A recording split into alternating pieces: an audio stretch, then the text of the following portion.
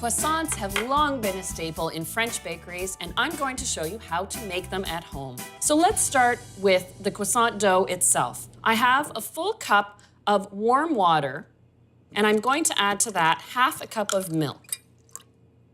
Croissants can take up to a couple of days to make, but they are well worth the effort. Add 3½ cups of all-purpose flour. Even though I'm making a bread dough, I don't use bread flour.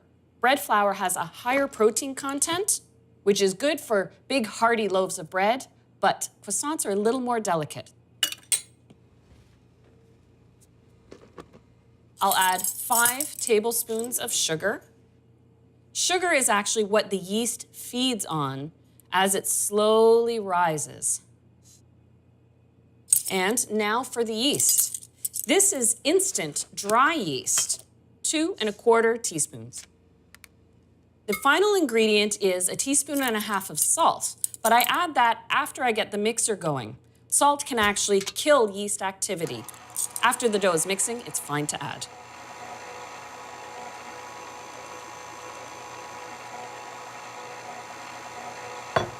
And once the dough starts coming together, I just add 2 tablespoons of butter.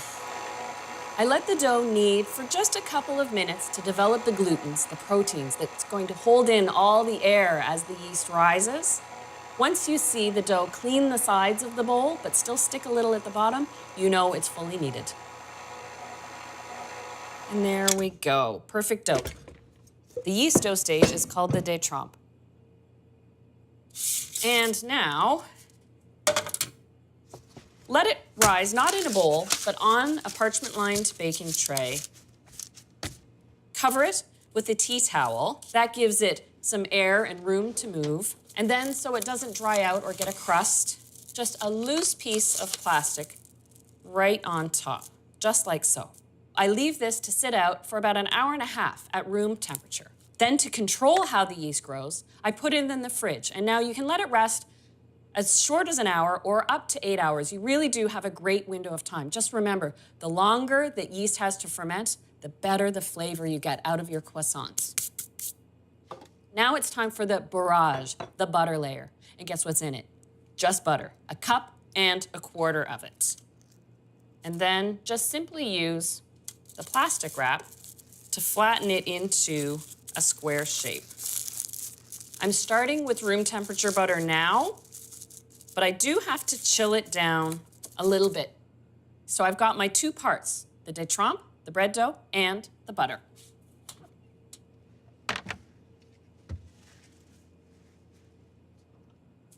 Here's the first step of the dough, chilled. Now it's time for the first fold. Tip this out onto a floured work surface, and even though it's had time to chill down, remember, it's a yeast dough, it's soft, it's flexible. And what's important is that butter layer that you just put into the pan is the same consistency. You might want to pull it out from the fridge a little bit before you start rolling. I'm gonna roll it into a square first.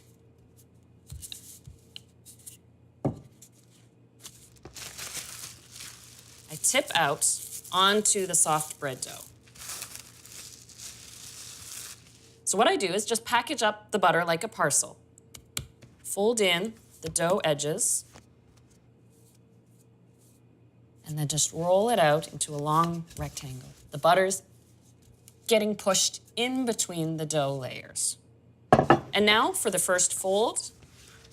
This is called a tri-fold or 3-fold. You can definitely feel the weight now of the added butter. This goes back on the tray. And I just cover it back up with the tea towel. You let rest in the fridge for a minimum of 1 hour, but if you can push it to a maximum of 8 hours, you're just gonna get that better flavor and the flakier, crisper crust on the outside of your croissant. So this is the dough after its first fold, but after resting for 8 hours.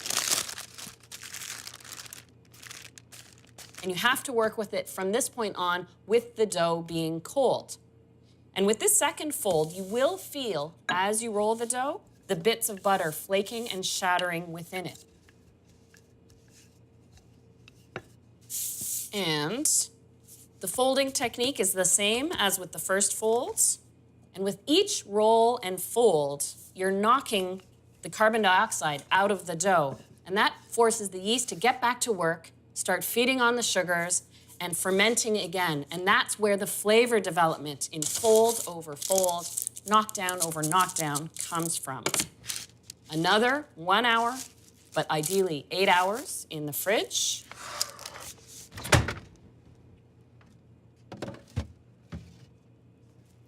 Now that we've made this buttery croissant dough, it's time to get rolling and make some classic croissants. The traditional plain, a cheese, an almond croissant, and pain au chocolat.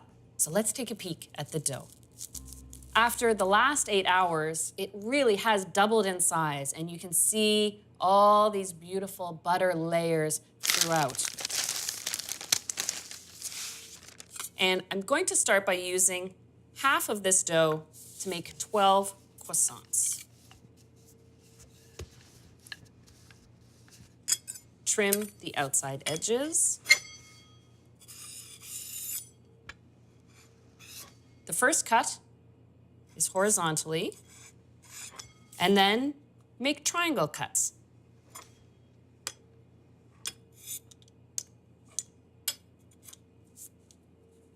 An important little step is just to make a notch at the base of the triangle.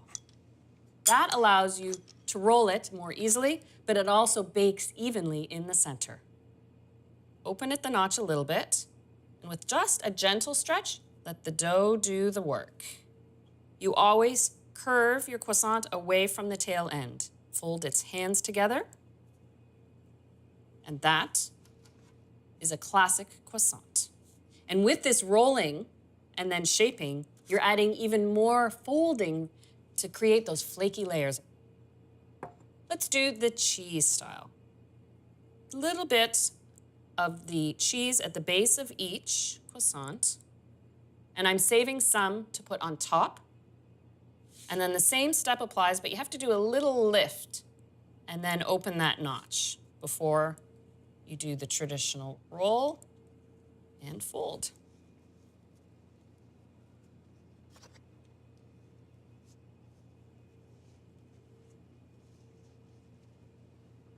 Go. And I have to say, the next one has to be my all-time favorite croissant. I love a good almond croissant. So to make an easy marzipan, I just take a couple of tablespoons of ground almonds, about 1.5 tablespoons of sugar, and then just 2 teaspoons of soft butter, just a couple drops of almond extract. And you just stir this until it turns into a paste. And then and I like to shape it into a bit of a log. That way, every bite of the croissant has a little bit of that almond paste in it.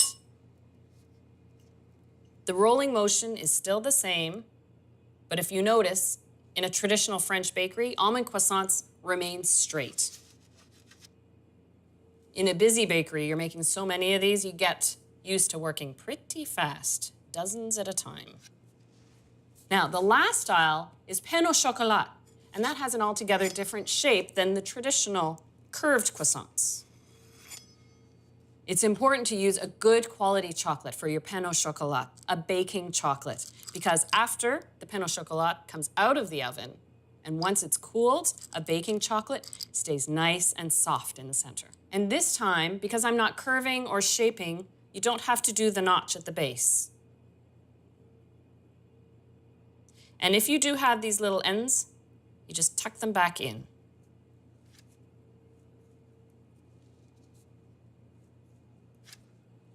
And as much as you want to put them in the oven now, there's a little more waiting involved. And the final proof should happen in a warm, draft-free place. So I have my rack by the oven. It really encourages that yeast to come to life. And these have risen for 2 hours, and they are ready for the oven. So just the finishing touch. On my classic plain in the cheese, Just a brush of egg wash. A little egg mixed with a little water makes the croissants shiny and promotes an even browning. And so you can easily tell the plain from the cheese. A little of that reserved cheese right on top. To tell you that there's marzipan inside, a little sprinkle of sliced almonds on the almond croissant. For a nice little crunch on the pain au chocolat, a little sprinkle of turbinado sugar. Finally, this is the quickest part of the croissant recipe. In a 375 oven, these only take about 15 minutes.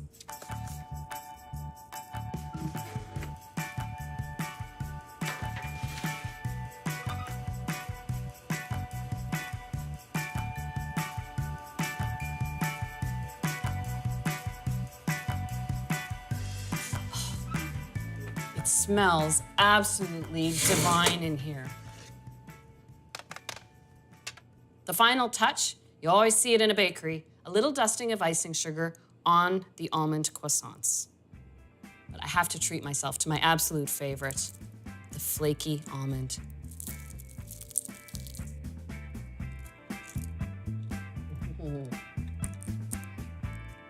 That was worth waiting for.